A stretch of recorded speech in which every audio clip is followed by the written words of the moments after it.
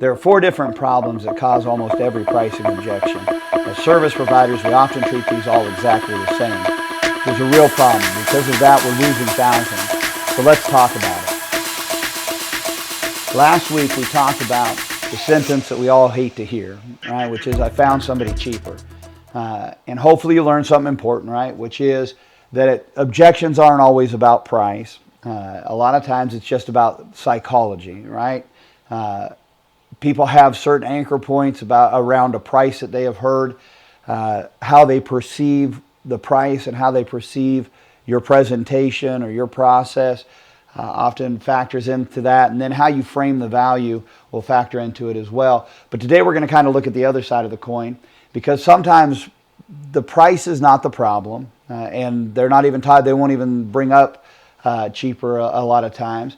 Sometimes the problem is just our process, right? And so most of us as service providers, we treat every objection or even every pricing objection, we treat them all exactly the same. We either defend the price, we discount the price, or we just bail, right? We walk out on a sale. But that's not what real professionals do. What real professionals do is when somebody brings up an objection, whether that's a pricing objection or another, they diagnose the objection in order to properly resolve it and resolve the issue. And so imagine this, right? Imagine you go to the doctor, you walk in, you've got chest pain, and he throws pills at you and says, here, just try these. If that doesn't work, come back. Right? You probably want to go back to that doctor. Right? That's not how doctors work. They ask questions. They run diagnostic tests. They try to diagnose exactly what's going on. And when it comes to selling yourself in the service industry, we really need to do the same thing. Often that's the real problem that we have is we never actually diagnose what's going on with our customer. And so when our customer objects, we just automatically throw the towel in, or we automatically address it, right? Like throwing pills, right? Like a doctor throwing pills at you. We just automatically discount the price, or we just defend the price. Right? And really all that we're doing in that case is we're treating a symptom, we're not treating the problem. And we really want to treat the problem. And so why is that, right? The reason that we don't diagnose the problem oftentimes is really just because in order to diagnose the problem, you have to ask questions, and we don't want to ask questions. It's really uncomfortable. And we don't want to feel uncomfortable. We don't want them to feel uncomfortable. And so we just rush straight into it. How can we get this price to where you want the price to be, as opposed to what is the objection? How can I frame the service that I'm going to provide you in a way that meets, right, the problem that you're having, or that meets the objection that you're having? That's really what we need to do. And when you rush into just addressing the price, you've already lost control of the situation. It's pretty much over already. So the real question then becomes, right, why do customers push back on the price or push back in the first place, right? There's really only a couple of reasons that they do that, right? Number one, they do it because they don't understand their problem. For us in pest control, it's that they don't think that the pest is that big of a problem, or it's that hard to treat, and so they feel like our price is too high because they don't think it's that hard, and so they don't trust you. They don't trust the solution that you're trying to provide them. They don't trust the process that you're describing to them. They just don't trust you. They don't trust that process. And because they don't trust you, doesn't matter what your price is, they're not going to be convinced that it's the right price. Or they don't see a difference between you and your competitor. And so if they don't see what's the difference between you and them, you're the same. It's all pest control. For us in pest control, it's all pest control, or it's all plumbing, or it's all HVAC. It's all the same stuff. There's no difference between you and them, and so they're $5 cheaper. May as well go with the guy that's $5 cheaper. Lastly, this very rarely actually happens, but maybe they actually can't afford it. And if they can't afford it, maybe you shouldn't be selling to them. It's very rare, though, that's really what happens, right? So how does a professional address that? How does a professional engage with that? Well, a professional does this. When someone says, that seems too expensive, or that seems like more than I need, or more than I can afford, a professional doesn't react to that. A professional starts to ask questions, right? And so, right here's a great question that you can ask, right? I gave you some at the very end of the last episode, but here's a great question that you can ask, right? Is it really the price that you're concerned with? Or is there another option that you're comparing this plan to? Right? Is it really my price, or are you comparing me to somebody else and I'm not matching up on something? Right? It's just a diagnosis, right, of what's going on. Listen, if this is helping you, I really would appreciate it if you'd like, subscribe, share it with somebody that you know, right? Because in the service industry as a whole, we need more professionals. In pest control, we really need more professionals. We need guys that'll quit just chasing price, right? So if this is helping you, pass it along. But listen, the hardest part of diagnosing your customer's issue is having the patience to go through the process of asking them questions and right, having a conversation with them. Right? It's hard to do. And so most of us as operators or as service industry professionals, we rush in, we talk too much, we explain things before the customer has even asked for an explanation. I'm guilty of this. In fact, I hear my buddies tell me all the time, I give people more information than they need, right? But listen, the best salespeople in the world aren't great talkers. They're great listeners. And so, a great example of this is, right, if you watch the show The Office, you'll remember the episode, right, where they try to poach Danny Cordray from a different office, right? And they send Meredith in there. If you haven't seen it, go look it up. Go look up the Danny Cordray Office episode. You'll get a kick out of it. But right, what Danny's really good at is making people feel like he's listening to them. And that is, right, that's what our job, good salesmen, that's what they do. They listen to what the customer is saying.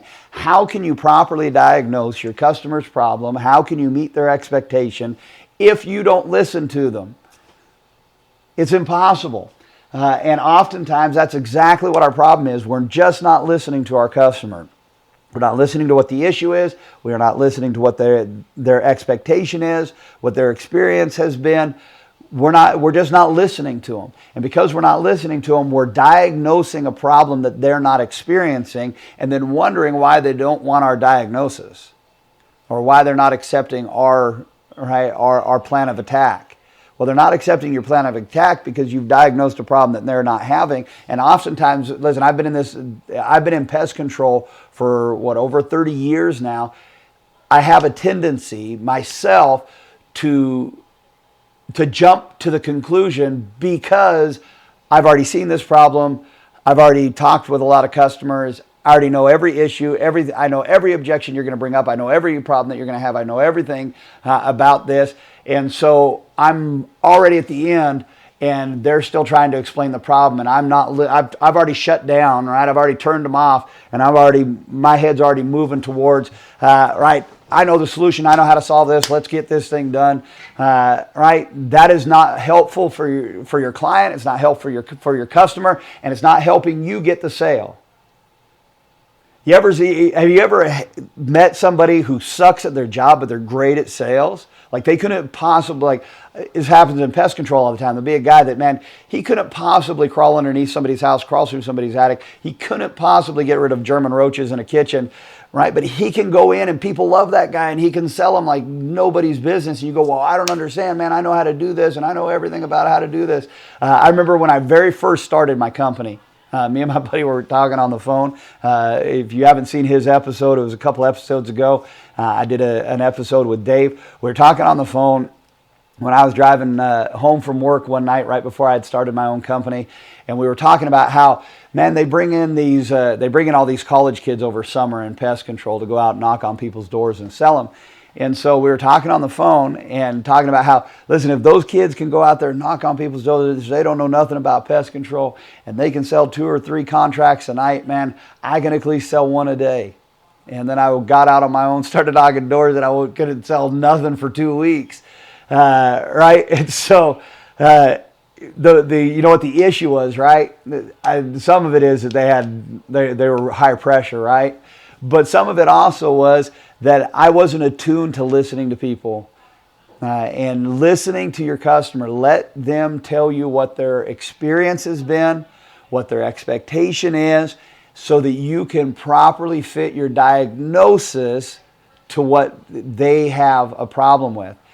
You can't give cookie cutter solutions to your customer's problem, then expect them to pay that price. What, right here, especially if you're like I am, right? I'm on my own. This is my company. Really, that just means, right, that I own my own paycheck at this point. But I'm trying to build something here, and I expect people sometimes to pay me a little bit more than they would pay a big box pest control company, right? You all know the names. But I expect them to pay me more. Well, I can't expect them to pay me more if I'm giving them a cookie cutter, right, solution. No, I've got to give them a customized solution. How can I give my customer a customized solution if I don't listen to them? And so that listening is so important to diagnosing their problem, right? Because once you know what their actual objection is to what you've presented to them, the conversation switches, it changes, right? Because now that you understand their problem, now you can educate them on why what you're propositioning them to do, right? Now you can tell them why your solution is the best fit for their particular problem.